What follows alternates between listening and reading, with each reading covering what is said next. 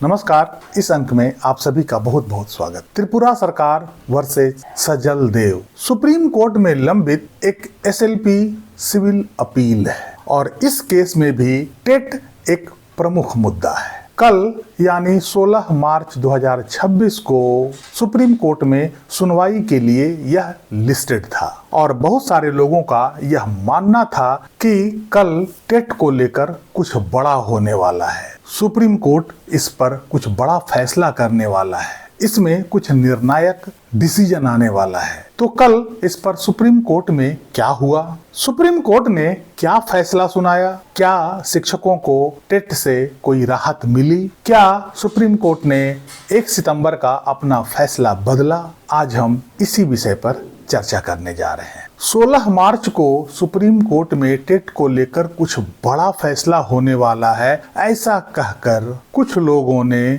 शिक्षकों के मन में इतना उत्सुकता बढ़ा दिया कि मेरे पास कल लगातार बहुत सारे शिक्षक बंधुओं का फोन और डीएम लगातार आने लगा और उन सभी के मन में यह जानने की उत्सुकता होने लगी कि आखिर सुप्रीम कोर्ट में इस संबंध में कल क्या हुआ। इस कारण से इस विषय पर मुझे यह तत्काल वीडियो बनाना पड़ रहा है। हालांकि सुप्रीम कोर्ट के साइट पर कल के केसेस का अभी अपडेशन नहीं हुआ है। अभी तक अर्थात मेरे वीडियो बनाने तक सुप्रीम कोर्ट के साइट पर इस आदेश को अपलोड नहीं किया गया है और जब तक सुप्रीम कोर्ट के साइट पर ऑर्डर अपलोड नहीं हो जाता है, साधारणतया मैं वीडियो बनाने से परहेज करता हूं, अर्थात अवॉइड करता हूं। एक बार जब साइट पर आदेश अपलोड हो जाता है उसे मैं पढ़कर अच्छी तरह से समझ लेता हूं, फिर उसका मैं विश्लेषण करते हुए वीडियो बनाता हूं, क्योंकि मेरा ऐसा मानना है कि जल्दबाजी में कोई काम अच्छा नहीं होता है, कहीं आपको कोई गलत इन्फॉर्मेशन ना चला जाए और जब तक आदेश मैं खुद से न पढ़ लूं तब तक प्रामाणिकता के साथ कुछ नहीं कहा जा सकता है। इसलिए मैं अपने वीडियो में जो कंटेंट डालता हूं, कोशिश करता हूं कि वो कंटेंट प्रामाणिक हो, तर्कपूर्ण हो, किसी के कहे सुने पर आधारित नहीं हो, क्योंकि एक भी गलत संदेश बहुत सारे शिक्षक बंधुओं पर गलत असर डालता है। लेकिन आप सभी के उत्सुकता के कारण मैंने सुप्रीम कोर्ट में अपने वकील भाइयों से रिक्वेस्ट किया और जानने का प्रयास किया कि आखिर कल इस केस में क्या हुआ और उसी जानकारी के आधार पर आज मैं यह वीडियो बना रहा हूँ। जैसा कि मुझे मेरे मित्रों से जो पता चला है कि इस केस में कल कुछ भी खास नहीं हुआ, मात्र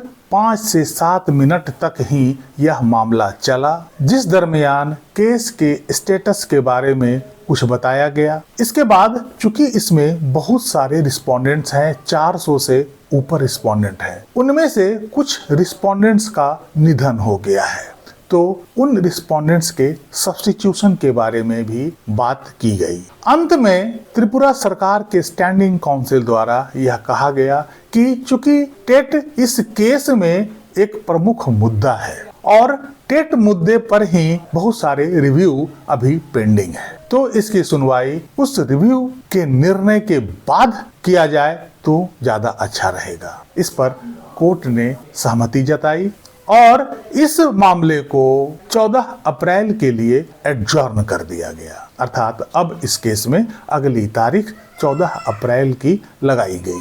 वैसे मैंने पहले भी अपने कई सारे वीडियो में बताया है कि सजल देव केस की सुनवाई रिव्यू पिटीशन की सुनवाई के बाद ही होने की ज्यादा संभावना है। उससे पहले इस पर सुनवाई की मुझे कोई संभावना नजर नहीं आती है, चाहे इस केस में कितनी भी तारीखें लगती रहे। इसके पीछे मैंने कोर्ट का इशारा और कुछ तर्क भी दिए थे, जिससे यही संभावना बन रही थी कि सजल देव केस की सुनवाई रिव्यू पिटीशन की सुनवाई के बाद ही संभव हो पाएगी। इसका प्रमुख कारण है कि टेट मुद्दे को लेकर सुप्रीम कोर्ट 1 सितंबर 2025 को अपना अंतिम निर्णय दे चुका है और उस निर्णय में कई सारे रिव्यू पिटीशन लगे हैं, अर्थात टेट मुद्दे पर यह केस एडवांस स्टेज में है या यूं कहें कि यह लगभग फाइनल स्टेज में है।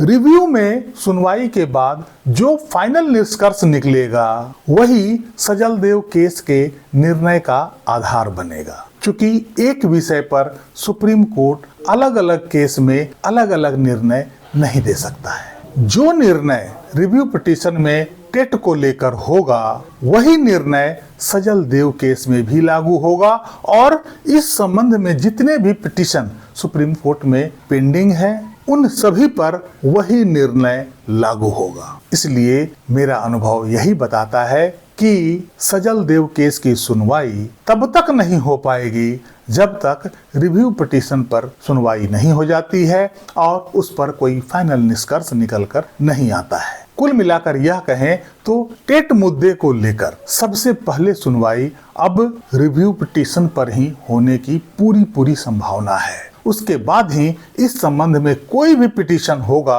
उस पर सुनवाई होगी और रिव्यू पिटीशन में जो भी निष्कर्ष निकल कर आएगा वो निष्कर्ष इस तरह के सभी पिटीशन पर लागू होंगे। इस केस में 14 अप्रैल की तारीख दी गई है और उम्मीद यही है कि 14 अप्रैल तक रिव्यू पिटीशन की सुनवाई की शुरुआत अवश्य हो जाएगी। हो सकता है कि सुनवाई कई सेशंस में हो, इसलिए उस पर समय अवश्य लग सकता है। फाइनल निर्णय आने में समय अवश्य लग सकता है, लेकिन सुनवाई की शुरुआत 14 अप्रैल तक निश्चित रूप से हो जाएगी। अब आप लोग कभी भी इस तरह का कोई न्यूज सुने तो अपना ब्लड प्रेशर ना बढ़ाएं, अपने स्वास्थ्य का ख्याल रखें। बहुत सारे ऐसे लोग हैं जो इस तरह के न्यूज बिना अनुभव के या बिना कानूनी जानकारी के लोगों के समक्ष रखते रहते हैं और ऐसे न्यूज पढ़कर हमारे वरिष्ठ शिक्षक बंधुओं का प्रेशर बढ़ जाता है। इस पर आप लोग कंट्रोल रखें, जो होगा अच्छा होगा।